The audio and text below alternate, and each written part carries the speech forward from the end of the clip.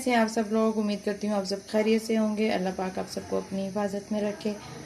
आज मैं ये केक के ऊपर वाइट सॉस जो लगाते हैं उसकी रेसिपी लेके आई हूँ जी। ये आप जो है वो केक पे भी लगा सकते हैं। अपने जो भी कोई स्वीट डिश बनाएं, सेवइयाँ बनाएं, कस्टर्ड बनाएं, उसके ऊपर भी आप इसकी जी। इसके लिए मैंने जो है वो 1 कप मैंने दूध लिया है और 2 टेबलस्पून मैंने इसमें चीनी ली है और ये सूखा दूध लिया है मैंने 2 से 3 टेबलस्पून और ये 1 टेबलस्पून मैंने कॉर्नफ्लावर लिया है और ये थोड़ा सा मैंने जो है वो वनीला एसेंस लिया है। सबसे पहले हम पैन में दूध डालेंगे और उसमें ये तमाम चीज़ों को अच्छी तरह से मिक्स कर लेंगे और फिर हम इसको चूल्हे पे पकने के लिए रख देंगे। पैन में बनाना हो उसमें मैंने पहले दूध डाल दिया है। अब मैं इसमें ये चीनी डालूँगी 2 टेबलस्पून और साथ ही मैं इसमें ये कॉर्नफ्लावर ऐड कर दूँगी 1 टेबलस्पून और ये वनीला एसेंस और साथ में खुश्क दूध।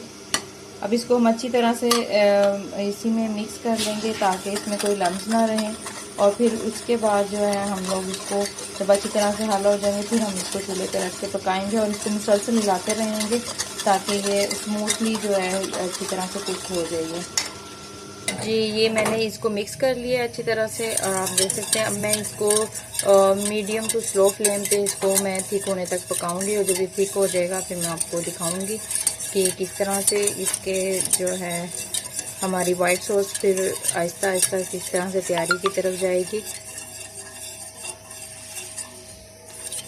जैसे ही इसको दूध को उबाल आना स्टार्ट हो जाएगा और ये थिक होना शुरू हो जाएगा, इसको आप ये क्रीमी टेक्सचर में बड़े मज़े की लगती है। इसमें आप चाहें तो इसको चॉकलेटी बनाने के लिए इसमें कोको पाउडर भी ऐड कर सकते हैं और इसी को आप बच्चों को जो है बिस्किट पे लगा के दे सकते हैं, ब्रेड पे लगा के दे सकते हैं। जैसे क्रीमी बड़े मज़े की ये लगती है।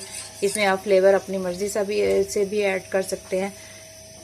जैसे ही ये थोड़ा सा पकना रेडी होएगा फिर मैं आपको इसको आगे भी दिखाऊंगी। ये देखें ये हमारा जो है वो थिक होना स्टार्ट हो गया हुआ है और इसको हम इस कंडीशन में 3 से 4 मिनट हम इसको पकाएंगे और हमारा ये वाइट सॉस रेडी हो जाएगा। फिर हम इसको ठंडा करके फ्रिज में रखेंगे और फिर मैं आपको इसको केक के ऊपर अप्लाई करके दिखाऊंगी कि कैसा टेक्सचर देता है।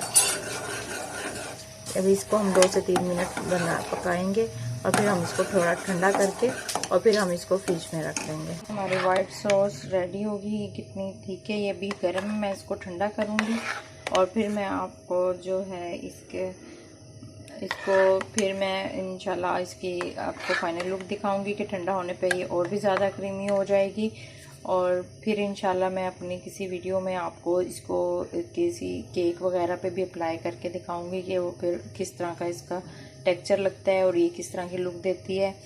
अब मैं इसको ठंडा होने के लिए रख देती हूँ, फिर मैं आपको इसकी फाइनल लुक को चूल्हे से उतार लिया है। अब इसमें मैं जो है थोड़ा सा इसको शाइनिंग के लिए इसमें थोड़ा सा घी डालूंगी। आप चाहे तो बटर भी यूज़ कर सकते हैं और देसी घी को भी आप यूज़ कर सकते हैं। मैं इसमें थोड़ा सा घी डालूंगी जी। ये मैंने 1 टेबलस्पून इसमें घी ऐड कर दिया और मैं इसको अच्छी तरह से मिक्स कर लूँगी। आप देख सकते हैं कि इसमें कितनी शाइन, घी डालने से इसमें कितनी शाइन आ गई है, कितना मज़े का इसका टेक्सचर हो गया है और आप इसकी थिकनेस को देख सकते हैं। अब मैं इसको थोड़ा ठंडा कर लूँगी, ये और भी ज़्यादा थिक हो जाएगा और फिर हम इसको जो है केक के ऊपर अप्लाई करेंगे। अब मैं इसको थोड़ा सा ठंडा कर लूँगी